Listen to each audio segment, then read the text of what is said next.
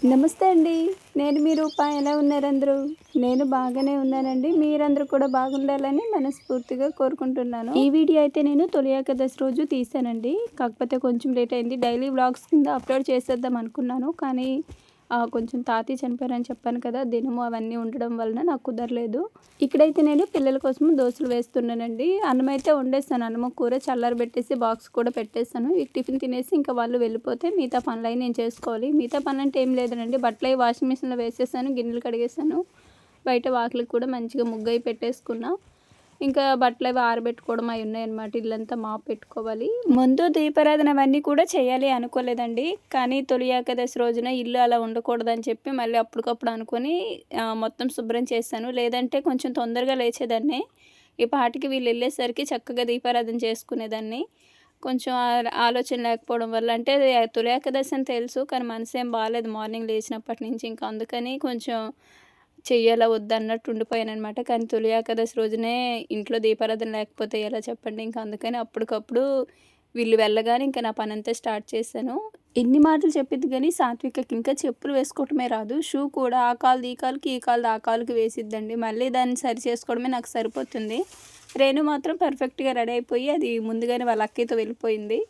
ఇంకా వాళ్ళక్కడుంటే వీళ్ళెళ్తున్నారు. ఇంకా ఎక్కి మొత్తం అంటే ముందు పూర్ణిమని వదిలిపెట్టి తర్వాత వీళ్ళిద్దరిని స్కూల్లో వదిలిపెడతారనమాట.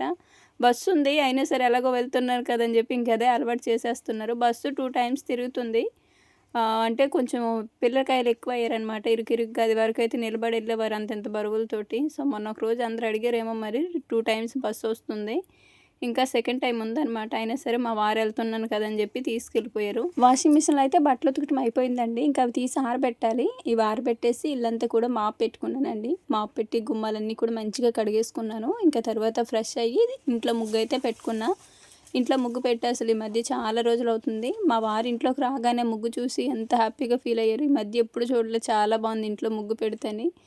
నాకు పెయింట్ వాటితో పెట్టడము ఇష్టం ఉండదు. ఎంతైనా చాక్ పీసు లేదంటే బియ్యం పిండితో తయారు చేస్తాం కదా! ఆ చాక్ పీసెస్ అవి బావుంటాయన్నమాట. సో, ఇంకా బియ్యం పిండితో తయారు చేసిందయితే ఇంక ఎక్కువ సేపు ఉండిద్ది. ఇదంటే కొంచెం తడి చేసి పెట్టాను. పిల్లకాయలు లేరు కాబట్టి ఈవినింగ్ వరకు ఎలా పెట్టిన ముగ్గు అలానే ఉందండి. పిల్లకాయలు ఉంటేనే తొక్కేస్తారు గానీ, లేదంటే మాత్రం ఇంకా నీట్‌గా ఉండిద్ది. ముగ్గు పెట్టేసిన తర్వాత దీపారాధన అయితే చేసుకున్నానండి. దీపారాధన అయితే నైవేద్యం అంటే అరటికాయలు అవేవి నేను మా వారికి చెప్పలేదు అరటిపళ్ళు. ఇంకా అవి తీసుకురాలేదనమాట. ఇంట్లో కూడా పళ్ళేమీ లేవు. కొబ్బరికాయ మాత్రము ఉంటేను కొబ్బరికాయ కొట్టి చిన్న బెల్లపు ముక్క అయితే పెట్టి పూజ చేసుకున్నాను. ఈవినింగ్ ఏమైనా నైవేద్యం చేసుకొని మంచిగా మళ్ళీ ఒకసారి దీపారాధన చేసుకోవచ్చని. అంటే కొంచెం బయటికి వెళ్ళే పని ఉంది. సో, దానివల్ల కొంచెం హడావిడిగా పనంతా కూడా కంప్లీట్ చేసుకున్నా. తాతయ్య చనిపోయారని నేను షార్ట్ వీడియో పెడితే చాలామంది ఎలా చనిపోయారు ఏంటి అని అడుగుతున్నారు కదండి. తాతయ్యకి క్యాన్సర్ ఉందని మీకు తెలుసు. తాతయ్య ఆరోగ్యం గురించి కూడా మీకు ఎప్పటికప్పుడు చెప్తూనే ఉండేదాన్ని. కానీ ఈ మధ్య అసలు తాతయ్య ప్రస్తావనే నేను తీసుకురాలేదు. మీరు గమనించారో లేదో. లేని మనిషి గురించి ఇంకేం చెప్తాంలే. మొన్ననే నాన్నమ్మ చనిపోయిందని పెట్టాను. మళ్ళీ తాతయ్య చనిపోయాడని వెంటనే పెడితే నాకే ఎంత బాధగా ఉందో. వీడియోస్ చూసేదే కొంచెం ఏదైనా రిలాక్స్‌గా, హ్యాపీగా ఫీల్ అవ్వటానికి చూస్తారు. దానికి తోడు ఇంట్లో బాధలన్నీ మీకు చెప్తే మళ్ళీ మీరెక్కడ డిస్టర్బ్ అవుతారు అని అదొక కారణంతో కూడా చెప్పలేదు. దానికి తోడు తాతయ్యకి క్యాన్సర్ అని మీకు తెలుసు కదండీ. క్యాన్సర్ అంటే మాకు ఇక్కడ ఊర్లో చాలామందికి అది తెలీదనమాట. సో, మళ్ళీ వేరే విధంగా అనుకుంటారులేనేమో అని నేను అది కూడా ఒక కారణం. మా వోళ్ళు అంటే ఫ్యామిలీ మెంబర్స్ అట్లా కొంచెం ఎందుకు అన్నట్టున్నారు. కానీ ప్రతీదీ మీతో షేర్ చేసుకుంటాను కాబట్టి ఇంకా నేను చెప్పాలని డిసైడ్ అయ్యాను. ఎందుకంటే తాతయ్య గురించి చాలామంది అడుగుతున్నారు. నిజానికి తాతయ్య, నాన్నమ్మ మా లైఫ్‌లోనే ఒక పార్ట్ అనమాట. వాళ్ళు లేకుండా ఎప్పుడూ మేము లైఫ్‌ని కూడా ఊహించుకోలేదు. వాళ్ళు దూరం అవుతారు అనే ఆలోచన కూడా మాకెప్పుడూ రాలేదు. నాన్నమ్మ అయితే తిరిగాడే మనిషే చనిపోయింది. కానీ తాతయ్య అలా కాదు.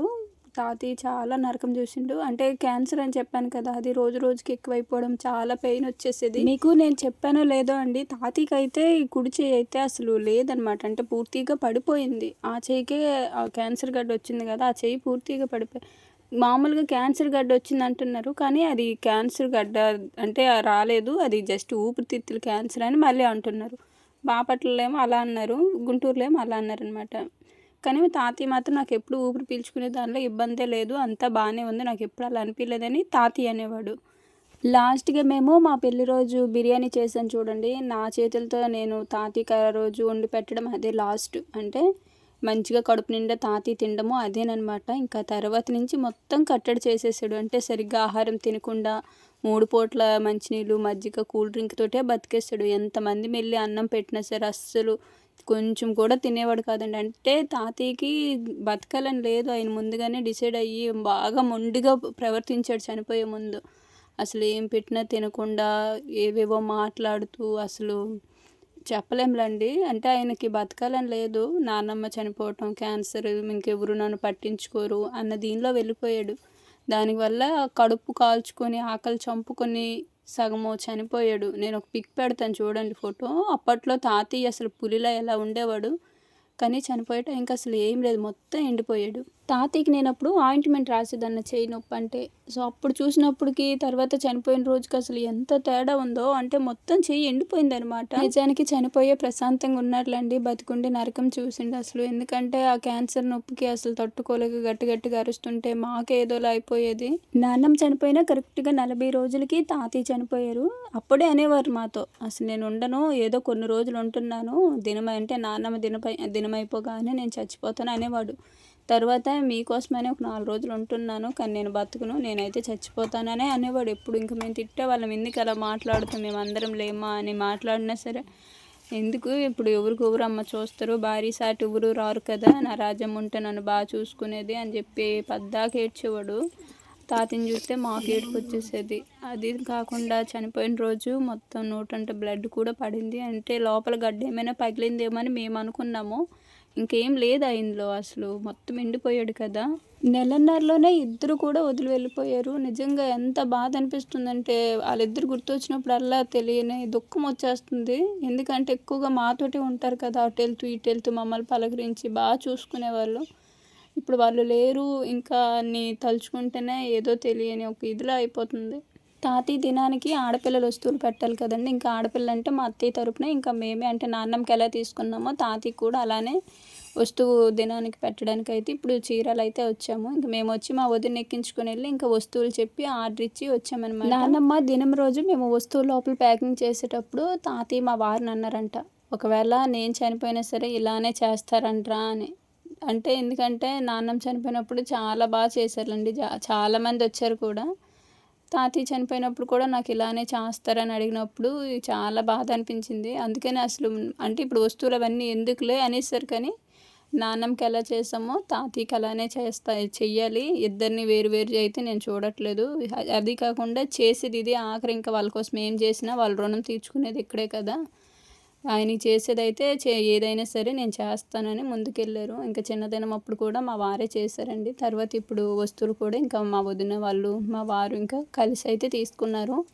కానీ 2 నెలల్లో మాత్రము చాలానే కోల్పోయామండి. అంతా అల్లకొల్లలం అయిపోయింది. ఎంత ముందుకు వెళ్ళామో కాన్ఫిడెంట్తో, అంతే వెనక్కి ఎవరో నెట్టేసినట్టు అయిపోయింది ఒక్కసారిగా. ఆర్థికంగా అటు వ్యవసాయపరంగా నష్టము, ఇటేమో మనుషులను కోల్పోయాము, ఇంట్లో ప్రశాంతత లేకపోవడం, అంతా గందరగోళంగా అయిపోయింది 2 మంత్స్లోని. నిజంగా అసలు ఇది మాత్రము ఎప్పటికీ మర్చిపోలేము. ఒక్కసారిగా ఇన్ని ఎదురు దెబ్బలు తగలటం మాత్రం. కానీ ఇప్పుడైతే కొంచెం పర్వాలేదు, ఎందుకంటే ఇప్పుడు అన్నీ మర్చిపోయి మళ్ళీ ఇది వరకు ఎలా హ్యాపీగా ఉండేవాళ్ళమో మళ్ళీ అలానే హ్యాపీగా లైఫ్ని అయితే ముందుకు తీసుకువెళ్తున్నాము. సో అవన్నీ కూడా చిన్నగా ఒక్కొక్కటి మర్చిపోతున్నాము. ఎందుకంటే తాతయ్య చనిపోయింది కూడా ఇప్పుడు కాదు కదా, తాతయ్య చనిపోయి కూడా 15 రోజులు 17 రోజులు దగ్గర అవుతుంది. ఇంతకుముందు ఎలా అయితే కష్టపడి పని చేసుకునే వాళ్ళమో ఇక్కడి నుంచి కూడా మళ్ళీ మొదలు పెడుతున్నామండి. మళ్ళీ పందిరి పెట్టాం కదా, మళ్ళీ వ్యవసాయం అయితే స్టార్ట్ చేస్తున్నాము. సో ఇంకా కష్టపడి ఇదివరకు ఎలా అయితే హ్యాపీగా ఉన్నామో ఇంకా మళ్ళీ అలానే హ్యాపీగా లైఫ్ని లీడ్ చేయడానికి అయితే ట్రై చేస్తున్నాము. ఎందుకంటే పిల్లలు కూడా ఉన్నారు కదా, వాళ్ళ గురించి కూడా మేము ఆలోచించాలి.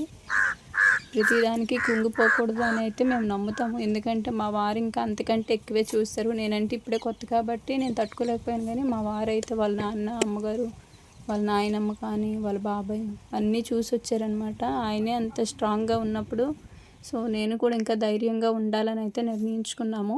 ఇంకా మీ సపోర్ట్ కూడా ఎప్పుడు ఇలానే ఉండాలని అయితే అనుకుంటున్నానండి. ఇంకా మంచి వీడియోస్ చేస్తూ అలానే ఒక మధ్యతరగతి కుటుంబం జీవితాన్ని ఎంత చక్కగా దిద్దుకోవచ్చో ప్రతిదీ మీతో షేర్ చేసుకుంటాను. ఎంత స్ట్రాంగ్గా ఉంటామో కూడా. తాతయ్య చనిపోయినప్పుడు ఇంకా వీడియోస్ ఏమీ తీయలేదు, ఒక ఫోటో మాత్రమే తీశారు మా వారు. అది కూడా మహాలక్ష్మి అంటే మా చెల్లి లాస్ట్గా తాతయ్యని చూస్తానంటే పంపియండి అంటే ఒక ఫోటో తీశారు అంతే. అది పెట్టాను, ఒకసారి చూడండి, అదొక్కటే.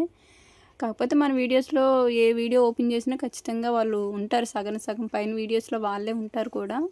ఇంకా మేము కూడా అలానే చూసి హ్యాపీగా ఉంటున్నాము. వీడియోస్ పుణ్యమేమో కానీ అలా అయినా సరే వాళ్ళ జ్ఞాపకాలు అయితే కొన్ని ఉన్నాయి. ఎప్పుడైనా చూసుకోవటానికి రేపు పెద్ద అయ్యాక పిల్లలు కూడా చూసుకుంటారు కదా. అసలే వాళ్ళకి పిల్లలిద్దరంటే చాలా ఇష్టము. నేను ఎప్పుడు చెప్తుంటాను కదా, నాన్నమ్మకేమో సాత్విక్ అంటే ఇష్టం, రేణుకేమో అదే తాతయ్యకేమో రేణు అంటే ఇష్టమని. అలా అనమాట. ఇంకా అక్కడ కాయలు కోసిన తర్వాత ఇంటికైతే బయలుదేరామండి. అప్పటికే బాగా మబ్బు పట్టింది, వాన వచ్చేలా ఉంది. ఇంకా బట్టలు కూడా నేను వచ్చేటప్పుడు తీయలే, బాగా ఎండగా ఉందని చెప్పి ఇంకా వదిలేసానమాట, వచ్చాక తీసుకుందాంలని. మరోవైపు పూర్ణిమ వచ్చి అక్కడ సెంటర్లో ఉంది. ఇంకా మేము వస్తూ పూర్ణిమని ఎక్కించుకొని ఇంటికైతే వచ్చేసామండి. మేము ఇంటికి వచ్చిన తర్వాత ఇంకా చినుకులు అయితే పడినాయి. అప్పటికి బట్టలన్నీ కూడా తీసేసాము. పిల్లలు కూడా వచ్చేసారంట. ఇంకా మా పెద్దమ్మకి చెప్పి వెళ్ళేటప్పుడు వచ్చేటప్పటికి లేట్ అయిద్దేమో, కొంచెం పిల్లలు వస్తారు చూడని. అంటే అక్కడ సేమ్ మన నాన్నమ్మకి ఎలా అయితే అన్ని షాపులు తిప్పారు, ఇప్పుడు కూడా అలానే తిప్పారండి. తిప్పి అంటే నాన్నమ్మ కంటే లోటాలు లాంటివి తీసుకున్నాం కదా, కలర్ లాంటివి. నా తాతయ్యకి అయితే ప్లేట్లు తీసుకుందామని, అంటే పల్లెలు కంచాలు తీసుకున్నాము.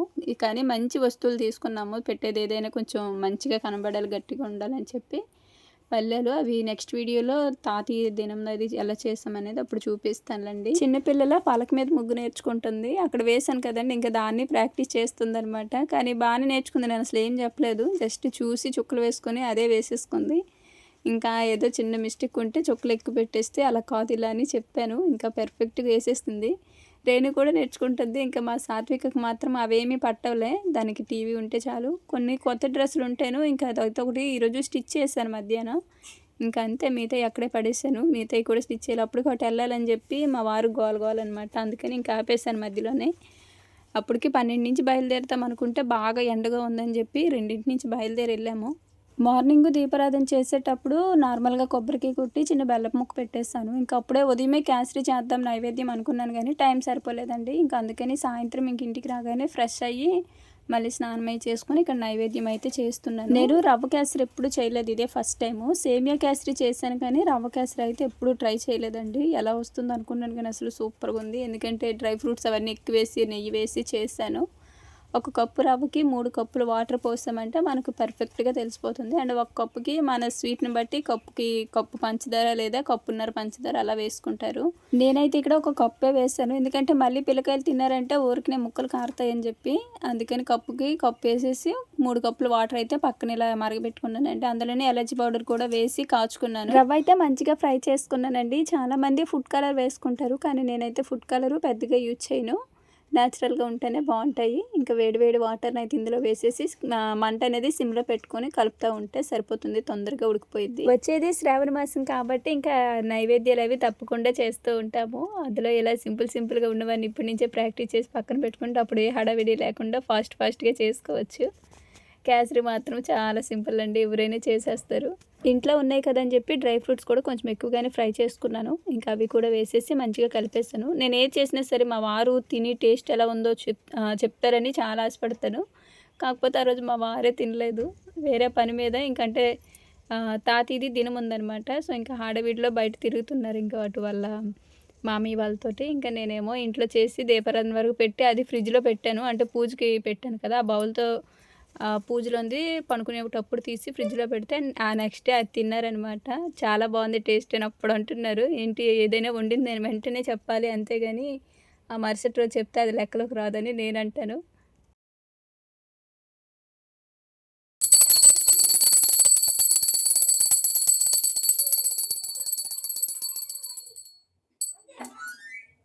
ముందు నైవేద్యం తీసేస్తాను, ఇంకా తర్వాత కొంచెం పిల్లలకి పూర్ణిమకి వాళ్ళకి వేసి ఇచ్చేస్తానండి. ఇంకా మంచిగా దీపారాధన అయితే చేసుకున్నాను. ఉదయం అయితే పూలు కోసి పెట్టాను తెల్లటివి, కానీ ఇంకా నైట్ టైం పూలు కోయనమాట. అప్పుడే నేను మా సెంటర్ నుంచి వస్తూ 2 మూరల మల్లెపూలు కనకాంబరాలు ఇవైతే తీసుకొచ్చాను. ఇంకా అందులోనే కొంచెం తుంచి, మరీ అట్లా పెట్టకూడదు దీపారాధనని, కొంచెం తుంచి పూలు పెట్టి ఇంకా దీపారాధన అయితే చేసుకున్నానండి. నేను ఇంటికొచ్చి ఫ్రెష్ అయ్యేసరికి కొంచెం చీకటి పడిపోయిందనమాట. ఇంకా చీకటి పడిన తర్వాత పచ్చని చెట్టు మీద చేయి పెట్టకూడదు అది ఇది అంటారు, అందుకని నేను ఇంకా పూలు కోయలేదు. ఇంకా తర్వాత చాలా రోజులైంది ఇంట్లో ధూపం వేస్తేనే మనసు కొంచెం ప్రశాంతంగా ఉంటుందని చెప్పి ఇంకా అవి నిప్పురవ్వలు అవి రాజుకోవడమేమో కానీ నా బొగ్గలు నొప్పి వస్తున్నాయి ఊది. ఇంకా అందుకని కిటికీ పక్కన నిలబడ్డా, నాకు గాలి కొట్టిద్దిలే, ఊదడానికి కొంచెం ఓపిక వచ్చిద్దని కిటికీలో నుంచి చల్లటి పైరుగాలి వచ్చిద్దిలండి. ఎంత చెమటలు బట్టి ఎంత ఉన్నా సరే వచ్చి కాసేపు అక్కడ నిలబడ్డామంటే మంచి గాలి వచ్చిద్ది. తొలి ఏకాదశి అంటే మన ఆడవాళ్ళకి ఏదేమైనా కొంచెం ప్రత్యేకమే. అది కాకుండా ఈరోజు పేలాల పిండి కొడతారు చూడండి. పేలాల పిండి పండుగని కూడా అంటారు. మా పెద్దొదిన కూడా అంది పేలాల పిండి కొట్టామంటేనే ఇంకెక్కడ అసలు పేలాలు ఎక్కడ లేవనమాట. సెంటర్‌లో అన్ని షాపులు తిరిగాము. కానీ పేలాలు లేవు. ఇంకా అందరూ పిండి ప్యాకెట్లు అమ్ముతున్నారు 30 రూపాయలు అట్లా. అందరూ పిండి ప్యాకెట్లే తీసుకెళ్తున్నారు. పేలాలు ఎక్కడ లేవు అని అంటున్నారు వాళ్ళే. సరేలే అని చెప్పి ఇంకా ఈరోజు కొట్టలేదు. లేదంటే ఖచ్చితంగా పేలాల పిండి కూడా కొట్టేదాన్ని. అసలు పండగే అది కాబట్టి. ఈరోజు మధ్యాహ్నము చీరాలు వెళ్ళాం కదండీ. ఆడవాళ్ళందరూ కాళ్ళకి పసుపు రాసుకుంటే ఎంత మంచిగా కనిపిస్తున్నారో. ఎందుకంటే ఏకాదశి కదా! ఆల్మోస్ట్ అందరూ దీపారాధన పెట్టుకుంటారు ఇంట్లోనే. ఒక్కొక్కరు ఒక్కో విధంగా చేసుకుంటారు. అలానే ఎవరికి తగ్గట్టు వాళ్ళకి, ఎందుకంటే కొంతమందికి అసలు ఈ తొలి ఏకాదశి అంటేనేంటో కూడా తెలియని వాళ్ళు ఉంటారు. సో అలా అనమాట. ఎవరికి తగ్గట్టు వాళ్ళు చిన్న పిల్లల కాడి నుంచి అందరూ కూడా. నా చిట్టి తల్లికి ఈరోజు నేను పసుపు రాయలేదు కాళ్ళకి. నేను రాసుకున్నాను కానీ వాళ్ళకి రాయలేదు. అప్పటికి వాళ్ళు స్కూల్కి వెళ్ళిపోయారనమాట హడావిడిగా. వాళ్ళు వెళ్ళిన తర్వాత నేను రెడీ అయ్యా. నా చిట్టి తల్లులిద్దరూ తాతయ్య నాన్నమ్మ ఎక్కడున్నారంటే మబ్బుల్లో ఉన్నారు అని అంటున్నారు. వాన పడినా సరే ముసలమ్మలే వాన పంపిస్తున్నారు కదా అని అంటున్నారనమాట. మొన్న నిద్దట్లో కూడా లేసి అదే మాట అంటుంది, ముసలమ్మలు వాన పంపించారని.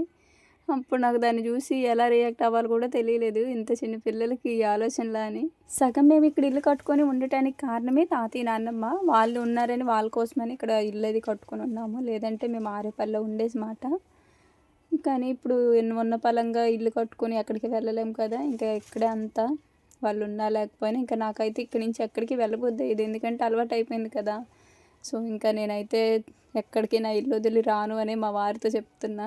ఇంట్లోనే ధూపం వేస్తే మా వారికి చాలా ఇష్టం అండి. ఏదో ఒక పాజిటివ్ ఎనర్జీ వచ్చినట్టు అనిపిస్తుందంట. నాకు కూడా చాలా ఇష్టం.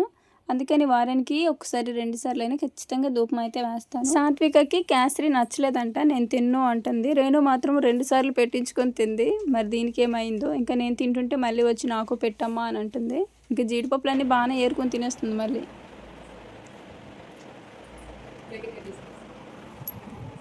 ఏం చేస్తున్నా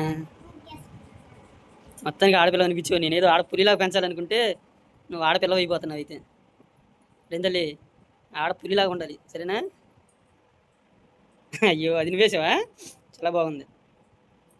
ఏందో నేను పులిలాగా చేయాలనుకుంటే ఆడపిల్ల అయిపోతుంది. నిన్న ఆడపుల్లిలాగా చేయాలి రా బుజ్జులు. నీకు కూడా ముగ్గొచ్చా? అయ్యో రామా, ఇంకా పుల్లి ఎలా తయారవుతాయి?